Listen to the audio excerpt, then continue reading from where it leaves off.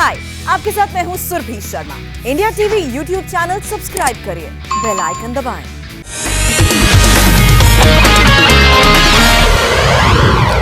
और इस वक्त की सबसे बड़ी खबर आपको बता दें, जिसकी चर्चा बहुत दिनों से चल रही थी।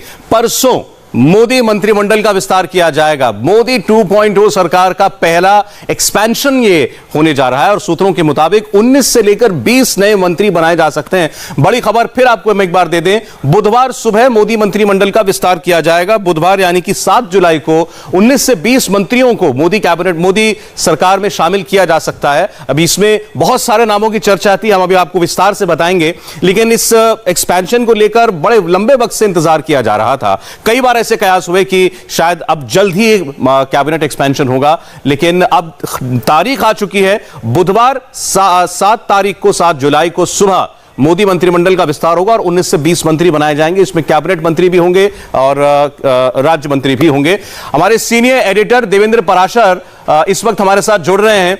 आखिरकार चलिए, ये दिन तो आया जब ये कैबिनेट विस्तार देवेंद्र होने जा रहा है, जरा डिटेल में पूरी खबर बताइए। जी हाँ, ये बहुत प्रतीक्षित इंतजार जिसे कह सकते हैं कि और न सिर्फ बीजेपी के लिहाज से बल्कि बीजेपी के सहयोगियों के लिहाज से भी, जैसे जेडीयू के संदर्भ में हम बात कर लें तो ये बहुत प्रतीक्षित इंतजार था। ये अपना दल अनुप्रिया पटेल के लिहाज से बात कर लें तो उनके लिए बहुत ज्यादा बहुत प्रतीक्षित था। तो अब फाइनली वो सारा होमवर्क पूरा हो गया है और फिर थोड़ी देर के अंदर ऑफिशियल कम्युनिकेशन भी हो जाएगा, जिसके बाद टाइमिंग एग्जैक्टली पता चल पाएगा। पिछले 2 दिनों में जबरदस्त होमवर्क हुआ है 7 LK यानी पीएम निवास पर, प्रधानमंत्री के साथ गृहमंत्री अमित शाह और बीजेपी के संगठन महामंत्री BL संतोष बैठे हुए थे और इन दोनों नेताओं से पीएम ने बीजेपी संगठन की राय ली, क्योंकि ये मंत्रिमंडल विस्तार पूरे तरीके से प्रधानमंत्री का विशेषाधिकार होता है, लेकिन विस्तार से पहले पीएम जाहिर तौर पर अपनी पार्टी और सहयोगियों से राय लेते हैं, फीडबैक लेते हैं कि किस प्रकार की दरकार है संगठन को। और उस लिहाज से तकरीबन 13 घंटे के मंथन के बाद ये तय किया गया है कि परसों मंत्रिमंडल का विस्तार होगा, क्योंकि राष्ट्रपति अमूमन आजकल जो भी अपना काम कर रहे हैं वो फर्स्ट हाफ में ही करते हैं, इसलिए माना जा रहा है कि पहले हाफ में ही ये मंत्रिमंडल विस्तार होगा। अभी टाइम को लेकर ऑफिशियल कम्युनिकेशन नहीं हो पाया है, लेकिन परसों मोदी मंत्रिमंडल का विस्तार होगा और तकरीबन 18 से 20 तक नाम इसमें शामिल हो सकते हैं। कुछ नाम ड्रॉप होंगे, कुछ चेंजेस होंगे, कुछ नए नाम होंगे। नाम के आने की जब बात करें तो जो नाम तय बताए जा रहे हैं उसमें ज्योतिरादित्य सिंधिया, सर्बानंद सोनोवाल, अनुप्रिया पटेल, ऐसे नाम तय बताए जा रहे हैं। उत्तर के लिहाज से ये मंत्रिमंडल विस्तार ज्यादा महत्वपूर्ण माना जा सकता है, क्योंकि इसके सहारे बीजेपी एक खास कॉम्बिनेशन साधने की कोशिश करेगी। संभव है कि पिछले वर्ग के कम से कम 2 नेताओं को इस मंत्रिमंडल में जगह दी जाए और अनुप्रिया पटेल के अलावा।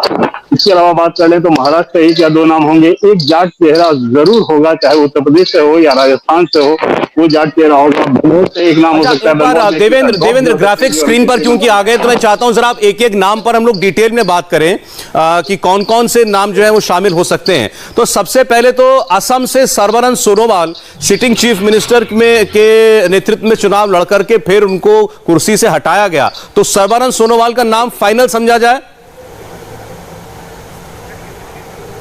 चलिए, उनका फोन डिस्कनेक्ट हो गया, लेकिन जो अब आपको हम चेहरे दिखा रहे हैं ये इन पर ही सबसे ज्यादा चर्चाएं चल रही हैं। जैसा हमने बताया, सर्बानंद सोनोवाल, उनका कैबिनेट, उनका केंद्रीय मंत्रिमंडल में जाना लगभग तय है। ज्योतिरादित्य सिंधिया को भी काफी वक्त बीजेपी ज्वाइन किए हो गया, उनको राज्यसभा का मेंबर तो बनाया गया, लेकिन उनको मंत्री परिषद में शामिल करने की अटकलें चल रही थी। और सुशील मोदी बिहार से, वो आ सकते हैं सरकार के अंदर, इस बात की भी पूरी संभावनाएं व्यक्त की जा रही हैं। और नारायण राणे जो अब काफी वक्त से बीजेपी के अंदर है और उनको भी काफी वक्त से इंतजार था कि शायद उन्हें कोई पद मिलेगा, और ये तमाम नाम जो हैं वो इस वक्त चर्चाओं में चल रहे हैं। सर्बानंद सोनोवाल, फिर एक बार आपको बता दें, ज्योतिरादित्य सिंधिया कांग्रेस छोड़कर बीजेपी में आए, सुशील मोदी जो कि डिप्टी CM हुआ करते थे बिहार के, अनुप्रिया पटेल पहले मंत्री रही हैं पहले कार्यकाल में, नारायण राणे का नाम सामने आ रहा है, दिलीप घोष बंगाल से, ललन सिंह का नाम है, RCP सिंह का नाम आ रहा है, मनोज तिवारी का नाम भी इस लिस्ट में शुमार किया जा रहा है और सैयद जफर इस्लाम का नाम भी इस लिस्ट में शामिल हो सकता है, क्योंकि इस बार मौका काफी है। 18 से 20 लोगों को शामिल किया जा सकता है मंत्रिमंडल में, जैसा कि देवेंद्र ने बताया। तो देवेंद्र, पहले जरा बड़े नामों पर मैं चर्चा पहले आपसे करना चाहता हूं। तो सर्बानंद सोनोवाल, सुशील कुमार मोदी और इनके अलावा ज्योतिरादित्य सिंधिया, ये 3 नाम क्या कंफर्म माने जा रहे हैं?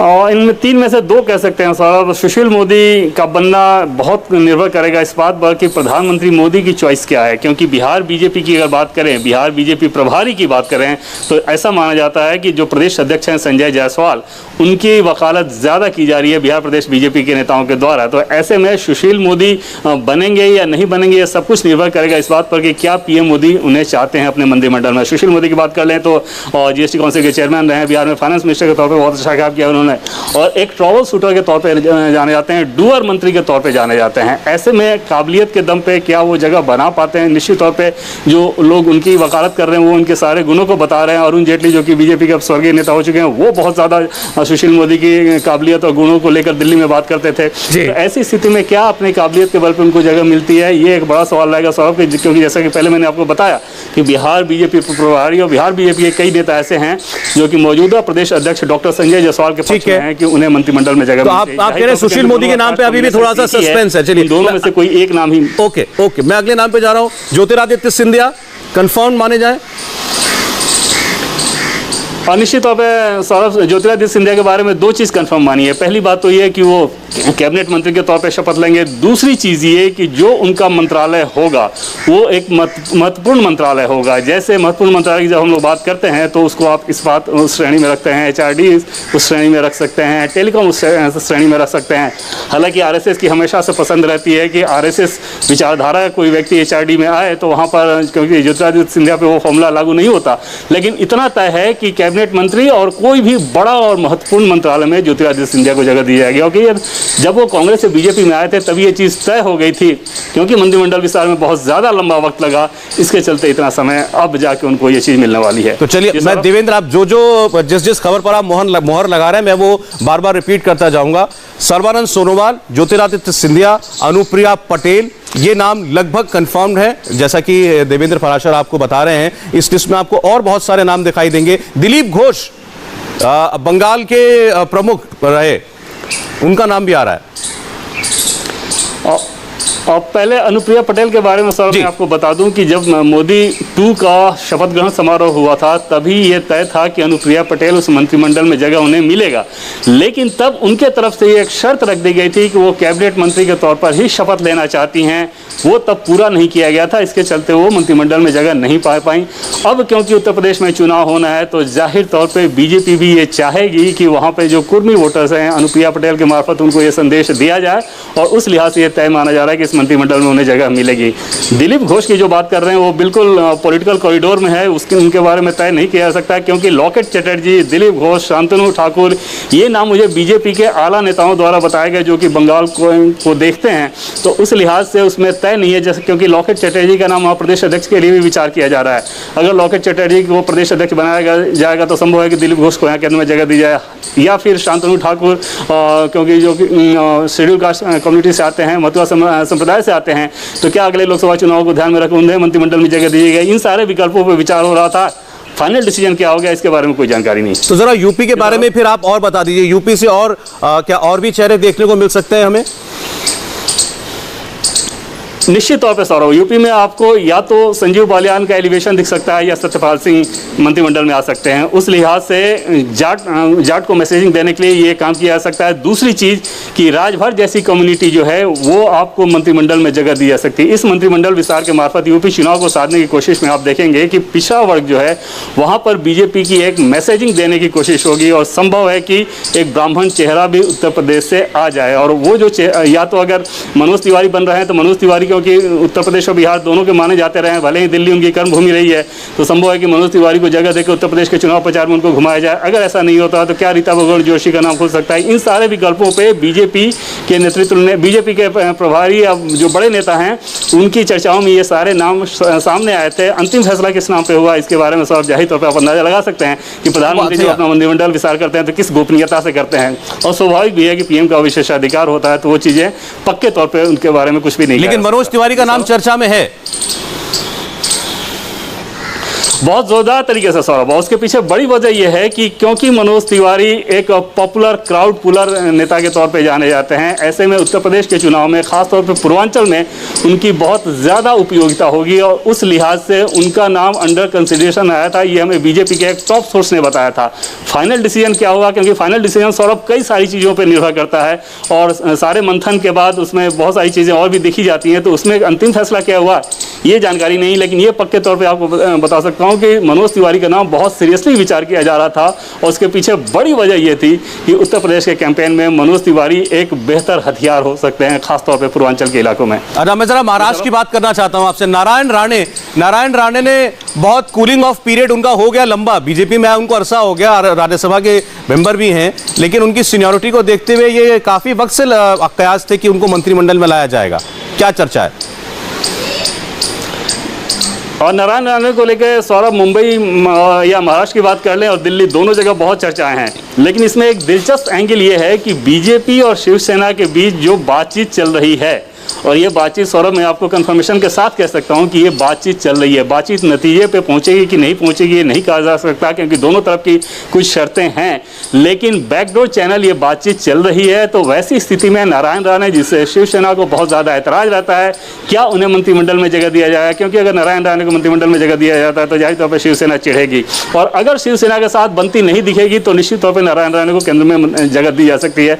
तो इसके बारे में उहापोह अभी बरकरार है। इसके अलावा महाराष्ट्र में एक दूसरा महिला चेहरा आ सकता है, जो कि हिना गावित का नाम बताया जा रहा है, या प्रीतम मुंडे, इन दोनों नामों में से कोई एक नाम, क्योंकि Hina Gavit schedule caste community से आती हैं और मैसेजिंग के लिहाज से बहुत महत्वपूर्ण चेहरा है, तो उनके बारे में बताया जा रहा था कि बहुत सीरियसली विचार किया गया था। अब आपने महाराष्ट्र की बात की है, तो आप जैसे जानकार लोग जो हैं वो लोग ये भी कहे और लिख रहे थे कि अगर महाराष्ट्र में बीजेपी और शिवसेना के बीच कोई ताना बाना बुना जा रहा है, तो उस सूरत में अभी बहुत जल्द मंत्रिमंडल विस्तार नहीं होगा। और कुछ लोगों ने तो ये भी कहा था कि अगर अभी आपको 2-4 दिन के अंदर ही इसकी खबर मिल जाए तो इसका मतलब महाराष्ट्र में वो बातचीत टूट गई है। आप सहमत हैं इस बात से?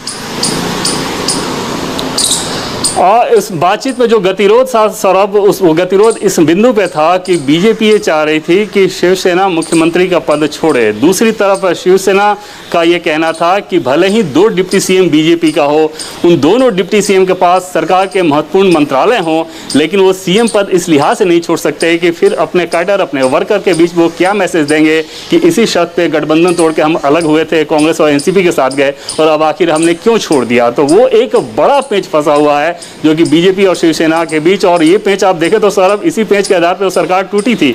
और दोनों के लिए ये इतना आसान नहीं था ये मान लेना, क्योंकि बीजेपी के वर्कर भी ये पूछेंगे कि आखिर जब यही करना था तो फिर इतना लंबा इंतजार करने की क्या जरूरत थी, उस समय उद्धव ठाकरे को सीएम मान लिए होते। दूसरी तरफ शिवसेना पे भी यही बात लागू होती है, तो ये एक गतिरोध था। अदरवाइज सौरभ बातचीत अच्छे स्तर पे, बड़े स्तर पे और बहुत गंभीरता के साथ हुई है बीजेपी और शिवसेना के बीच, ऐसा हमारे टॉप सोर्स बताते हैं। अरे उसी सिलसिले में ये भी कहा जा रहा था कि अगर ये डील होती है या अगर दोनों के बीच बात बनती है तो इसमें देवेंद्र फडणवीस की कम से कम बलि चढ़ाई जाएगी, महाराष्ट्र पॉलिटिक्स जहां तक की बात है, और उनको दिल्ली लाया जाएगा। लेकिन इस लिस्ट में अभी तक उनका नाम तो नहीं नजर आ रहा। और सौरभ, उसके पीछे बड़ी वजह यह है कि अगर उद्धव ठाकरे मुख्यमंत्री का पद अपने पास रखते हैं और उसके बावजूद देवेंद्र फडणवीस वहीं रखते हैं पूर्व मुख्यमंत्री के तौर पे, तो जाहिर तौर पे ये उद्धव ठाकरे के लिए बहुत आसान काम नहीं होगा। हालांकि उद्धव ठाकरे और देवेंद्र फडणवीस के बीच रिश्ते जब दोनों गठबंधन में थे तो बहुत बेहतर और कम्युनिकेशन वाले बताए जा रहे थे, इन कंपेरिजन टू एनसीपी के शरद पवार की तुलना करें तो। एनसीपी के शरद पवार और देवेंद्र फडणवीस में बिल्कुल भी नहीं बनती है, लेकिन उद्धव ठाकरे और देवेंद्र फडणवीस में ऐसा इक्वेशन नहीं था, दोनों के बीच इक्वेशन बहुत बेहतर था। लेकिन अगर वो मुख्यमंत्री पद उनके पास रहता है तो जाहिर तौर पर वो ये चाहेंगे कि देवेंद्र फडणवीस को दिल्ली भेजा जाए ताकि उनके लिए सहूलियत हो। लेकिन हमारे सोर्स ये बताते हैं कि देवेंद्र फडणवीस ने दिल्ली में बीजेपी के बड़े नेताओं को ये बताया था कि पार्टी का जो भी फैसला होगा उन्हें मंजूर होगा, लेकिन अगर उनकी इच्छा पूछी जाए तो वो महाराष्ट्र में ही अभी और काम करना चाहते हैं पार्टी के लिए। तो वहां पर निश्चित तौर पर यह माना जा सकता है कि देवेंद्र फडणवीस अभी महाराष्ट्र में ही रहेंगे। एक बड़ा इंटरेस्टिंग नाम इस पूरी लिस्ट में दिखाई दे रहा है और वो है सैयद जफर इस्लाम का। उनका हाल फिलहाल में बड़ा तेज प्रमोशन पार्टी के अंदर हुआ है। पहले वो केवल एक प्रवक्ता हुआ करते थे, उसके बाद फिर वो राज्यसभा के सदस्य बनाए गए। माना जाता है कि मध्य प्रदेश में जो कांग्रेस की सरकार टूटी और उसमें बीजेपी में साथ लाने में ज्योतिरादित्य सिंधिया को सैयद जफर इस्लाम का एक बड़ा अच्छा खासा रोल था। तो क्या उसका इनाम है ये?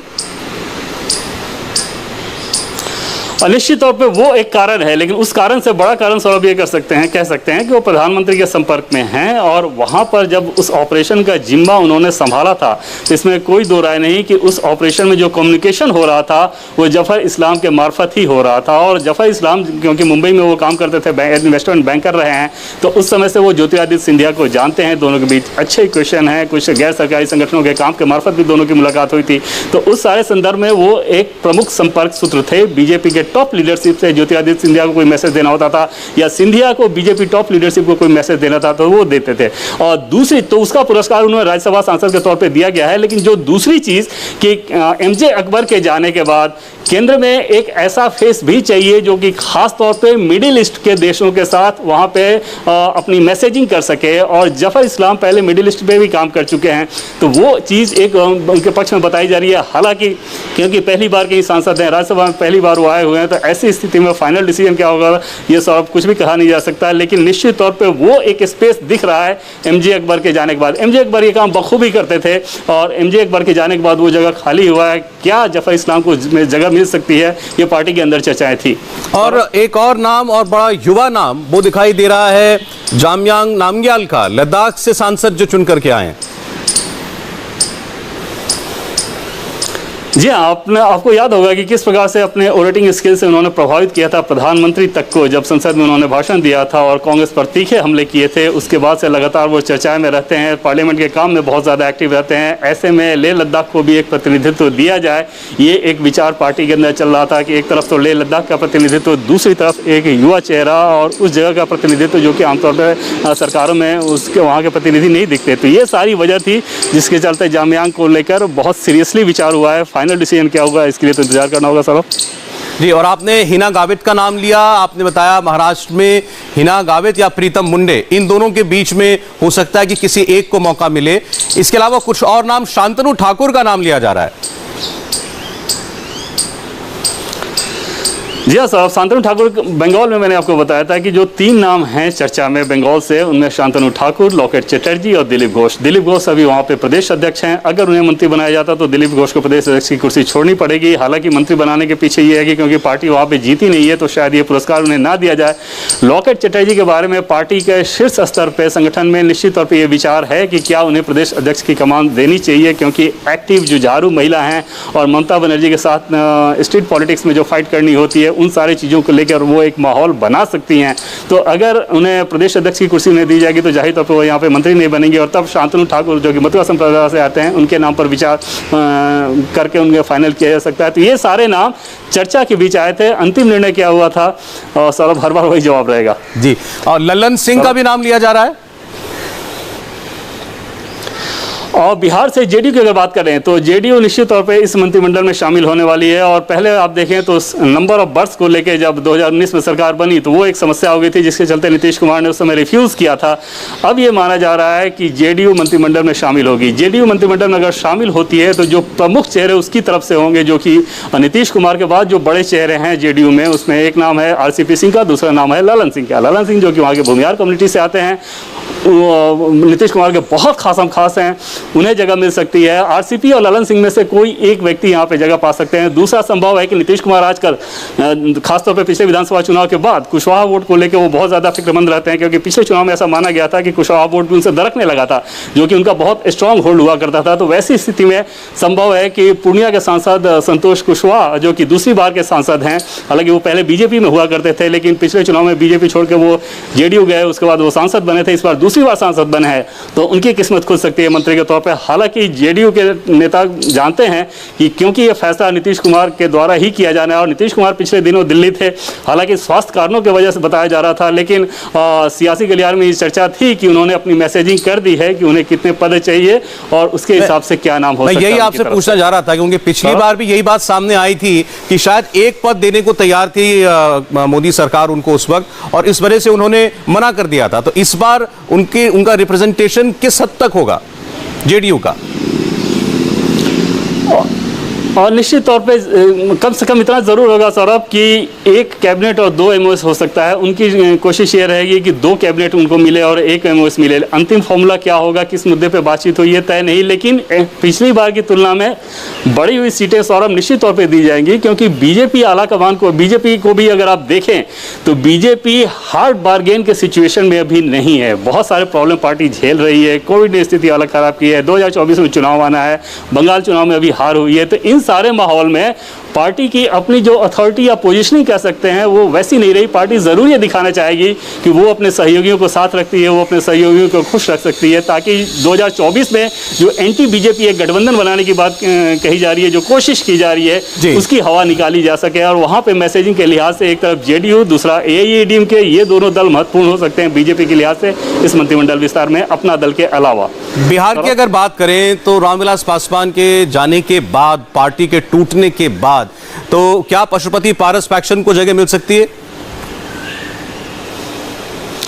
और वो एक बड़ा पेच होगा सौरभ बीजेपी के लिहाज से कि क्या बीजेपी ये काम करना चाहेगी या बीजेपी ये कहेगी कि इसको जेडीयू देखे, जेडीयू अपने हिसाब से हैंडल करे। उसमें तस्वीर साफ नहीं है। दूसरा, पशुपति पारस अगर आएंगे तो वो चाहेंगे कि उन्हें कैबिनेट मंत्री दी जाए, कैबिनेट मंत्री पोर्टफोलियो उनको दिया नहीं जा सकता।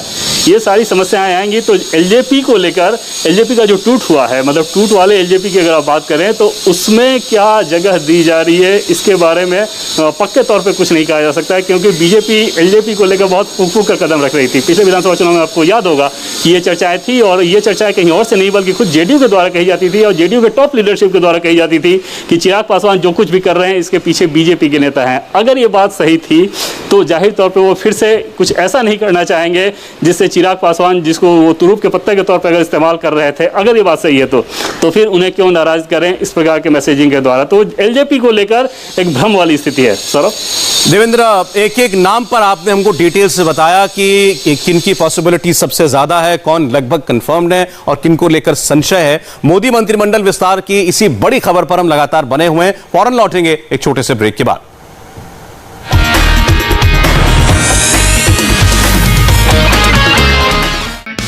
हाय, आई एम सुरभि शर्मा। खबरों से अपडेट रहने के लिए India TV YouTube channel subscribe करिए, साथ में बेल आइकन जरूर दबाएं। जुड़े रहें इंडिया टीवी के साथ।